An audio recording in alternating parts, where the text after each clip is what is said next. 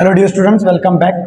हमारे पास topic continue था ह्यूमन स्केलेटन, और जिसके अंदर हमने लास्ट लेक्चर के अंदर मैंने पढ़ा था बोन का स्ट्रक्चर, कि बोन के अंदर किस तरह की कंपोजिशन, उसका स्ट्रक्चर जो था हमने डिटेल लेक्चर के अंदर समझा था।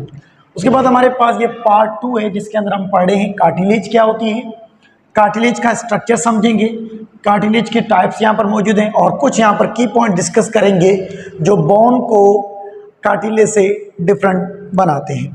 चलिए स्टार्ट करते हैं। हमारे पास जिस तरह लास्ट लेक्चर के अंदर हमने डिस्कस किया था कि हमारे पास जो बोन्स थी वो कनेक्टिव टिश्यू थी, इसी तरह ये कार्टिलेज भी हमारे पास क्या है, कनेक्टिव टिश्यू है। ये ऑलरेडी मैं डिस्कस कर चुका हूँ। कनेक्टिव टिश्यू क्या है?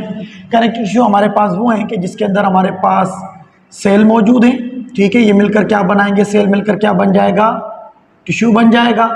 और इन टिश्यू के दरमियान में एक किस्म के धागे होते हैं, फाइबर्स होते हैं। इन फाइबर्स की वजह से इनको कहा जाता है कनेक्टिव टिश्यू, जो एक सेल को दूसरे सेल के साथ कनेक्ट करवाने में हेल्प भी कर रहे होते हैं। तो ये हमारे पास हो गया कार्टिलेज। तो कार्टिलेज भी कनेक्टिव टिश्यू होते हैं, लेकिन एज कम्पेयर टू बोन के मुकाबले में बोन थोड़ी कम इलास्टिक होती है, कार्टिलेज ज़्यादा इलास्टिक होते हैं। तो ये ज़्यादा आप कह सकते हैं, ये ज़्यादा कार्टिलेज जो होती है क्या होती है, ज़्यादा फ्लेक्सिबल होती है, ठीक है। बोन फ्लेक्सिबल नहीं होती है। तो ये डिफरेंस डिस्कस करते जाएंगे। नंबर 1 डिस्कस मैंने आपको यहाँ पर बताया कि बोन जो थी वो हमारे पास क्या है, वो फ्लेक्सिबिलिटी बोन के अंदर कम होती है, कार्टिलेज के अंदर फ्लेक्सिबिलिटी ज़्यादा होती है। चलें स्टार्ट करते हैं इसका स्ट्रक्चर। तो हमारे पास कार्टिलेज का स्ट्रक्चर समझने के लिए हमने छोटा सा एक कार्टिलेज का पीस लिया है, उसको हम समझते हैं। सबसे पहले जिस तरह बोन के ऊपर बाहर आउटर मेम्ब्रेन थी, आउटर एक किस्म की लेयर थी, उसका हमने नाम बताया था पेरिओस्टियम। इसी तरह ये कार्टिलेज जो होती है इसकी भी आउटर एक मेम्ब्रेन होती है या बाहर की तरफ, तो उसको हम नाम क्या देंगे, पेरिकॉन्ड्रियम का नाम देते हैं। पेरी का आपको पहले पता है, पेरी का मतलब है ऊपर या अबव या आउटर, ठीक है। वर्ड कॉन्ड्रियो हम यूज़ किसके लिए करते हैं, कार्टिलेज के लिए हम यूज़ करते हैं। तो आउटर कार्टिलेज जो होती है उसका आउटर बाहर एक मेम्ब्रेन होगी, लेयर होगी, उसका नाम क्या होगा, पेरिकॉन्ड्रियम। ये और ये आपको जो ब्लैक कलर की नजर आ रही है इसको हम क्या कहेंगे, पेरिकॉन्ड्रियम का नाम देंगे। जब हम अंदर आते हैं तो उसके अंदर भी हमारे पास वही बोन वाले स्ट्रक्चर प्रेजेंट होंगे। ये जो आपको नजर आ रहे हैं इनको हम नाम क्या देते हैं, ये हमारे पास क्या होते हैं, लैक्यूना का इसको हम नाम देते हैं। तो ये आपको कार्टिलेज के स्ट्रक्चर के अंदर बहुत सारे आपको लैक्यूना नजर आ रहे हैं, ये हमारे पास क्या होते हैं, लैक्यूना। तो इसको हमने नाम क्या दिया हुआ है, लैक्यूना का इसको हम नाम देते हैं। फिर इन लैक्यूना के अंदर आपको क्या नजर आएंगे, ये एक किस्म के सेल मौजूद होते हैं। इन लैक्यूना के अंदर क्या मौजूद हैं, ये हमारे पास सेल मौजूद हैं। ये आपको सेल मिलेंगे इस तरह से लैक्यूना के अंदर, ठीक है। ये आपको हर लैक्यूना के अंदर सेल मौजूद है। इस लैक्यूना के अंदर जो सेल मौजूद हैं इनको हम नाम क्या देते हैं, कॉन्ड्रियोसाइट्स का नाम देते हैं। जिस तरह बोन के सेल थे 3 तरह के, ओस्टियोसाइट, ओस्टियोक्लेस्ट और ओस्टियोब्लास्ट, इसी तरह कार्टिलेज को बनाने के लिए जो सेल काम करते हैं या जो कार्टिलेज के बोन जो मैच्योर सेल होते हैं उसको हम नाम क्या देते हैं, कॉन्ड्रियोसाइट्स का नाम देते हैं, ठीक है। देन उसके बाद लैक्यूना के अंदर ये कॉन्ड्रियोसाइट्स हैं। फिर एक लैक्यूना दूसरे लैक्यूना के साथ कनेक्ट है, जैसे बोन के अंदर बताया था, तो ये इसको क्या कहते हैं, हम कैन्यूक्लाई का नाम देते हैं या कैन्यूकुलस का नाम देते हैं। उसके बाद बोन के अंदर जो मैट्रिक्स था, इसी तरह का कार्टिलेज के अंदर भी क्या मौजूद होता है, मैट्रिक्स प्रेजेंट होता है, जो फ्लूइड पार्ट कहते हैं हम। तो यहाँ पर ये आपको जो नज़र आएगा, ये इनके अंदर फ्लूइड पार्ट, यहाँ पर फ्लूइड जो होगा वो यहाँ पर नज़र आएगा। यहाँ पर बहुत सारा फ्लूइड होगा, ठीक है। इनके दरमियान में जैसे यहाँ पर ये फ्लूइड मौजूद है, तो उसको हम नाम क्या देते हैं, मैट्रिक्स। अब ये मैट्रिक्स जो है हमारे पास, इसके अंदर क्या मौजूद होगा, फ्लूइड मौजूद होता है। दूसरा इसके अंदर क्या होते हैं, फाइबर्स। फाइबर्स इसके अंदर 2 तरह के होंगे, या तो इलास्टिक होते हैं या कोलेजन फाइबर्स होते हैं। देन उसके अलावा मैट्रिक्स एक किस्म का जेल लाइक फ्लूइड होता है, जिसके अंदर आपको पानी, लिक्विड फ्लूइड, इसके अलावा और सब्सटेंस, फाइबर्स और इलास्टिक कोलेजन फाइबर्स ये प्रेजेंट होते हैं। लेकिन एक्सेप्ट इसके अंदर आपको क्या चीज़ नहीं मिलेगी, एक्सेप्ट इसके अंदर आपको कैल्शियम फास्फेट प्रेजेंट नहीं होता है। ये आपको याद रखना है कि कार्टिलेज के अंदर आपको कैल्शियम फास्फेट या मिनरल्स प्रेजेंट नहीं होते हैं। तो लिखा ना एक्सेप्ट, इट मीन्स कि इनके अंदर ये चीज़ प्रेजेंट नहीं होती है, ठीक है। दूसरा वहाँ पर आपको मैंने बताया था कि बोन के अंदर आर्टरीज, वेन्स काम कर रही थी, ब्लड वेसल्स। तो इनके अंदर ब्लड वेसल्स क्या होती है, एब्सेंट होती है, तो आप इसको पॉइंट को याद रखिएगा, do not contain blood vessels.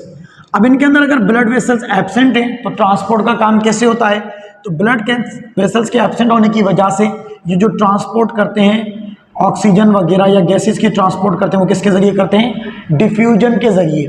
तो डिफ्यूजन एक किस्म का गैसेस फॉर्म के अंदर होता है, इजीली रेट ऑफ डिफ्यूजन अगर ज़्यादा हो जाए तो गैसेस ट्रांसफर ज़्यादा हो जाती है, ठीक है। तो do not contain blood vessels, ये डिफ्यूजन के जरिए ट्रांसपोर्ट का काम करते हैं। तो ये अब किसका था, स्ट्रक्चर अबाउट कार्टिलेज। अब जब कोई नया बच्चा डेवलप हो रहा होता है, मदर के पेट के अंदर जो बच्चा डेवलप होता है ड्यूरिंग प्रेगनेंसी, तो नया जब बच्चा डेवलप हो रहा होता है उसके अंदर पूरी बॉडी उसकी किसके बनी होती है, कार्टिलेज से मिलकर बनी होती है। उसके अंदर एक किस्म के सेल होते हैं और वही सेल मिलकर क्या बनाते हैं, कार्टिलेज होते हैं। तो बच्चा जो ज़्यादा होता है उस वक्त क्या होता है, उनके अंदर बॉन्स एब्सेंट होती है। लेकिन जब बच्चा आस्ता जब डेवलप होता जाता है तो उसके अंदर बॉन फार्मिंग शुरू हो जाती है, तो कार्टिलेज कन्वर्ट हो जाती है किसके अंदर, बॉन्स के अंदर। तो हमारे पास जो एडल्ट ह्यूमन बींग्स हैं हम, वो कार्टिलेज कन्वर्ट हो जाती हैं बॉन्स के अंदर। तो एडल्ट ह्यूमन बींग्स के अंदर 3 तरह की कार्टिलेज प्रेजेंट होती हैं, hyaline cartilage, fibro cartilage and elastic cartilage. ये 3 टाइप की कार्टिलेज यहाँ पर मौजूद होती है। सबसे पहले लिखा हुआ है हाइलियन कार्टिलेज। हाइलियन कार्टिलेज ये कहाँ पर मौजूद होती है, ये हमारे पास मिलेंगे आपको end of the long bones, जैसे हमारी ह्यूमरस है, ये रेडियस अल्ना है, इन दरमियान में जो बोन्स हैं ज़्यादातर ये जॉइंट्स के दरमियान में कार्टिलेज होते हैं। तो ये end of the long bones, long bones के जो एंड होंगे, जैसे ये बोन है इसके जो ये एंड है इसके ऊपर आपको क्या मिलेंगे, ये हाइलियन कार्टिलेज। दूसरा हमारे पास ये जो नोज़ है, नोज़ के अंदर भी ये कार्टिलेज प्रेजेंट होती है। ट्रेकिया, ट्रेकिया हमारे पास जो रिस्पायरेटरी सिस्टम की पाइप थी, विंड पाइप, ठीक है, ये जो ट्रेकिया इस तरह से पाइप होती है जो ऑक्सीजन एयर को इनहेल करती है और बाहर निकालने का काम करती है। तो इस ट्रेकिया के ऊपर भी इस तरह से कार्टिलेज प्रेजेंट होती है, ठीक है।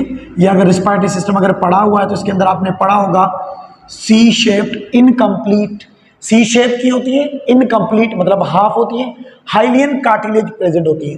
तो याद रखिएगा ट्रेकिया के अंदर कौन सी कार्टिलेज होती है, सी शेप की होती है, हाइलियन कार्टिलेज प्रेजेंट होती है। दूसरा हमारे पास लैरिंक्स, इसके अंदर भी ये कार्टिलेज प्रेजेंट होती है। लैरिंक्स भी रिस्पायरेटरी सिस्टम का पार्ट है, ठीक है। उसके बाद फाइब्रो कार्टिलेज, हाइलियन कार्टिलेज के बाद दूसरा हमारे पास जो टाइप होता है उसको कहते हैं फाइब्रो कार्टिलेज। इसके अंदर फाइब्रस टिश्यू प्रेजेंट होते हैं, ये आपको मिलेगी कहाँ पर, इंटरवर्टिब्रल डिस्क के अंदर। हमारे पास हमारी बॉडी के अंदर जो पीछे हमारा वर्टिब्रल कॉलम होता है बैक साइड पर, इस वर्टिब्रल कॉलम के अंदर हमारे पास क्या प्रेजेंट होते हैं, इस तरह से वर्टिब्रा प्रेजेंट है, एक वर्टिब्रा दूसरा वर्टिब्रा, इस तरह से वर्टिब्रा प्रेजेंट। तो इन वर्टिब्रा के बीच में जो जगह है इसको कहते हैं इंटरवर्टिब्रा। तो इंटरवर्टिब्रल के अंदर इसके अंदर क्या लगी होती है, डिस्क लगी होती है। तो इनके दरमियान में आपको ये मिलेगा, ये इंटरवर्टिब्रल डिस्क के दरमियान में होते हैं क्या, फाइब्रो कार्टिलेज। दूसरा ये आपको नी जॉइंट्स वगैरह हो गए, उन बॉन्ड्स के दरमियान में मिलेंगे आपको। तीसरे हमारे पास टाइप्स होते हैं इलास्टिक कार्टिलेज। इलास्टिक कार्टिलेज हमारे पास ये इन दोनों के मुकाबले में ज़्यादा फ्लेक्सिबल होते हैं, ज़्यादा इनके अंदर मूवमेंट होती है, तो इस वजह से इलास्टिक कार्टिलेज कहा जा रहा है। ये कहाँ मिलेंगे आपको, एयरपिना, ये हमारे जो कान की जो एयरपिना है, फ्लैप्स हैं, इनके अंदर मिलेंगे, ठीक है। दूसरा हमारे पास एपिग्लोटिस, एपिग्लोटिस हमारे पास कहाँ होता है, ये हमारे पास लास्ट टाइम अगर आपको याद है लैरिंक्स, तो लैरिंक्स की ओपनिंग को क्या कहते हैं हम लोग, ग्लोटिस का नाम देते हैं, ठीक है। इस ग्लोटिक्स के ऊपर एक ढक्कन लगा होता है और इसका नाम क्या हो जाएगा अब, एपिग्लोटिस। अब ये एपिग्लोटिस है। ये एपिग्लोटिस काम क्या करता है, ये सांस की नाली के अंदर जो एयर जाती है उसको जाने देता है, जब एयर आती है तो ये ओपन हो जाता है इस तरह से, ये एपिग्लोटिस ऊपर हो जाएगा। फिर जब खाना आएगा तो खाने की ट्यूब यहाँ पर गिरेगा तो ये एपिग्लोटिस बंद हो जाएगा और खाना यहाँ पर दूसरी ट्यूब होती है खाने की, उसका नाम क्या होता है, ईसोफेगस। तो फूड वहाँ पर चला जाता है, तो ये फूड को प्रिवेंट करती है रिस्पायरेटरी सिस्टम के अंदर ना एंटर हो, तो इसको नाम क्या देते हैं, एपिग्लोटिस। तो ये भी हमारे पास एक किस्म की कार्टिलेज है, ठीक है। तो ये आपको एग्जाम्पल याद रखने। उसके बाद आ जाए बोन और कार्टिलेज में फ़र्क क्या है। सबसे पहले बात करें बोन और कार्टिलेज में, ये आपको 5 पॉइंट याद रखने, फ़र्क क्या है। पहला फ़र्क मैंने आपको यहाँ पर बताया था कि कार्टिलेज जो होती है ये फ्लेक्सिबल होती है, बोन फ्लेक्सिबल कम होती है एज़ कम्पेयर टू कार्टिलेज के मुकाबले। दूसरा इनके अंदर कोलेजन, कोलेजन हमने कहा था हमारे पास एक किस्म के फाइबर्स होते हैं, ठीक है, जो बोन के स्ट्रक्चर को बनाने में काम करते हैं। इनके अंदर जो कोलेजन फाइबर्स होंगे कार्टिलेज के अंदर लूज होंगे, थोड़े दूर दूर होंगे, ठीक है, इस तरह से अलग अलग होंगे, इस तरह से दूर दूर होंगे। लेकिन बोन के अंदर जो ये कोलेजन फाइबर्स हैं ये क्लोजली पैक्ड होंगे, इस तरह से क्या होंगे, बिल्कुल करीब होंगे, क्लोजली पैक्ड होंगे। नंबर वन डिफरेंस, कोलेजन जो होंगे इनके अंदर लूजली पैक्ड होते हैं कार्टिलेज में, और बोन्स के अंदर ये कम क्या होंगे, क्लोजली पैक्ड होंगे। दूसरा डिफरेंट, सेल टाइप्स। आपको बोन के अंदर 3 तरह के सेल मिल रहे थे, ओस्टियोसाइट, ओस्टियोक्लेस्ट एंड ओस्टियोब्लास्ट। लेकिन कार्टिलेज के अंदर सिर्फ एक किस्म के सेल होते हैं जिसको हम क्या कहते हैं, कॉन्ड्रियोसाइट्स का नाम देते हैं। तीसरा डिफरेंट, ब्लड वेसल्स। कार्टिलेज के अंदर किसी किस्म की ब्लड वेसल्स यहाँ पर मौजूद नहीं है, ना आर्टरीज है ना वेन्स हैं, लेकिन इनको ब्लड ट्रांसपोर्ट किस तरह करते हैं, डिफ्यूजन के जरिए। लेकिन बोन के अंदर मैंने आपको बताया था कि आर्टरीज भी होती हैं और कार्टिलेज भी प्रेजेंट होती है। Fourth difference, minerals. मिनरल्स हमारे पास बोन्स जो होती हैं, हड्डियाँ जो होती हैं, उनके अंदर कैल्शियम फास्फेट मिनरल्स वगैरह ये प्रेजेंट होते हैं, लेकिन कार्टिलेज के अंदर मिनरल्स प्रेजेंट नहीं होते हैं, इस वजह से ये हार्ड नहीं होती है। तो ये भी आपको पॉइंट याद रखना है। एक्सटर्नल कवरिंग, बोन के ऊपर जो एक्सटर्नल कवरिंग थी उसका नाम था पेरीओस्टियम। यहाँ पर क्या है, कार्टिलेज की जो आउटर कवरिंग होती है उसको क्या कहते हैं, पेरिकोन्ड्रियम का नाम देते हैं। इसी तरह एक और डिफरेंस है कि बोन जो हीलिंग होती है उनकी फास्ट होती है। बोन की हीलिंग जो होती है ना, फ्रैक्चर हो जाए, कोई भी चीज़ हो जाए तो बोन के अंदर, तो बोन की हीलिंग फास्ट होती है, और कार्टिलेज जो हील करती है वो स्लोली करती है, क्योंकि वहाँ पर ब्लड वेसल्स ज़्यादा होती है, तो ट्रांसपोर्ट के ज़रिए मटेरियल मिल जाता है, जिसकी वजह से हीलिंग का प्रोसेस फास्ट है। लेकिन इनके पास ब्लड वेसल्स नहीं होती हैं, तो इस वजह से हीलिंग का प्रोसेस क्या होता है, इनके अंदर स्लो होता है। तो ये हमारे पास आज का लेक्चर था कार्टिलेज। और अगर बोन का लेक्चर नहीं पढ़ा है तो एक वीडियो अपलोड की हुई है स्ट्रक्चर ऑफ बोन के नाम से, डिटेल लेक्चर, वहाँ पर आप वो समझ सकते हैं। Thank you.